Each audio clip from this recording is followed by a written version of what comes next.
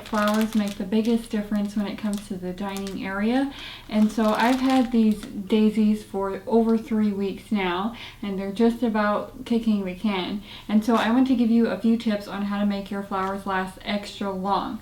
So I have these carnations here, and generally speaking, I always get white flowers or purple flowers because I just think it looks the best. There's always a bargain center in my store where they sell the flowers that are about to go dead, and they really last a long time. One of them lasts over 2 weeks, and they were only $2.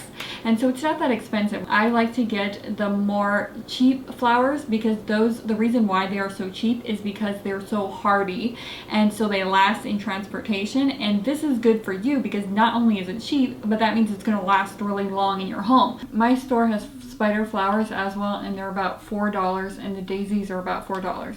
And when I lived in Houston, I could get a bunch of roses sometimes for as little as $3. And so carnations and roses are a little bit more expensive, but they smell really nice. To keep it simple, I keep it to one type of flower. I also get a couple of flower foods from the store. So I usually get about 4 or so per flower bunch. And you want to cut the leaves because the leaves getting into the water will cause it to decay faster, and then cut the stem diagonally and put it in water. Now, if you have flowers right now and you did not get flower food to change out the water regularly, you can just use 1 teaspoon of sugar and 1 teaspoon of apple cider vinegar. And when you do this, it will basically, the apple cider vinegar will kill the bacteria while the sugar will feed the flowers. But I like getting the flower packets for convenience, and also because it keeps the smell, the nice pretty scent of the flowers lasts longer. Every 3 or so days, I will change out the water again. And I really recommend getting a clear vase so you can see when your flowers are running out of water. If I ever buy a vase, I'll get one of the tapered ones that bunch the flowers up at the top and kind of press them together because it makes it look full and luscious. So if you want to make yours look more luscious, you either cut the stems really short so they're pressed together, you get a tapered vase, or you buy more flowers. You can also get little milk bottles, and which I got at the antique store, and fill it with water and grab one of the flowers and either put it in your bathroom or even line up 2 or 3 in your living room or even on your dining room table. If you have sunlight, take advantage by putting plants in the window, and if you don't have sunlight, even better because your flowers will last longer when it's not exposed to the sun. To keep the furniture as basic as possible, the more furniture you have in the dining area, the dustier and harder it will be to clean, and the less sanitary it will be for just having food and guests over.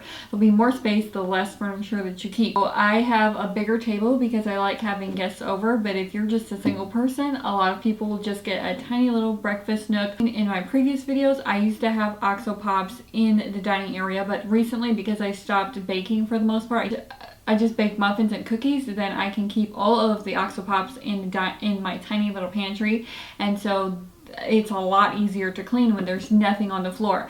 And putting shelving up to put things on, it is a lot to dust as well. Open shelving attracts dust. So as you've seen in my bathroom video, I hide everything under the counter because it's a lot easier to clean.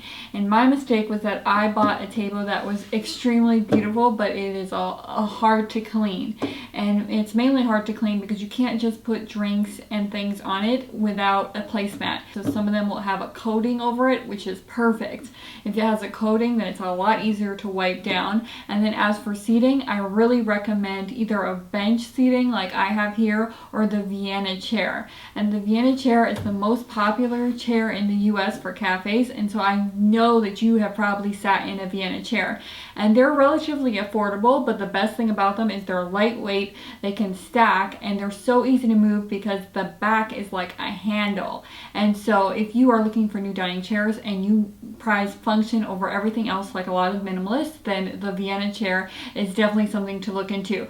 As you can see, I have a vase here, which isn't ideal because, again, it does attract dust. When I have my own place, I will have just vase pendants in the dining area, and that way it will be a lot easier to clean because I won't have to lift things up to vacuum. But my guests don't really mind going into the kitchen. In Hawaii, everything is very informal, so nobody expects anything like that. And all of my guest things are right above my fridge, where it's hard to reach because I don't have guests over a ton. For me, I just like having a dining area set and then a few decor accents. The other thing that I keep in the dining area is my cordless vacuum, and it's nice and out of the way, and when I open up the curtains then it's completely hidden, which is really ideal. So I like having it there because I vacuum almost every day, and I used to hate vacuuming. Vacuums were so heavy, but this one's extremely lightweight and it's cordless. So I vacuum any chance I get. Anytime I see something on the dining room floor or even the kitchen floor, it goes on hardwoods too, I just vacuum it up straight away. And so this is one of my favorite items in the whole house, but I keep it in here because it's nice and out of the way. And then my favorite item in the entire dining area is my Simple Human trash can, because it has bags stored in the back, and so I can yank them out when I take out the trash, which is super convenient. And at first I thought, oh, that is just, it's not going to make that much of a difference, but it actually has made a huge difference not having to go under the sink to go get bags. And if you have your trash under the sink, it makes sense to keep the trash bags next to it. But if you have it out, like I have it, because my trash will not fit underneath the sink, then this is one of the best purchases you can make. And then I just have a piece of artwork that reminds me of Hawaii, because that's where I was born. And then the last thing that I keep is curtains. And I have these succulents here by the windowsill, but this one is shedding way too many leaves. I'm going to change it out with a fern in the spring months. It really makes a big difference to have a nice interactive house with plants and candles or even pets. When you come home, it's kind of like a video game where you get to tend to things in your house, living things, which makes it pleasant, or things that move around, which makes it very pleasant. And then the last thing I have is curtains, and curtains made a really big difference. At first I thought I spent too much money and it was just completely unnecessary, but because I do not have a lot of privacy, this gives me privacy at night, so I can keep the blinds open all the time. It filters out light, but not too much light. And then I got these glass knobs at the end, which I really like. It gives it a very minimalist, earthy touch. The less fabric you have, the less dust it will collect, and the less dust it will cause. Getting the curtains too long and they drag a little bit on the floor gives it a more high-end feel, but it is more maintenance. So I would advise just getting a 90-inch panel. If these tips helped you out, don't forget to give this video a like and to subscribe, and I'll see you next Sunday.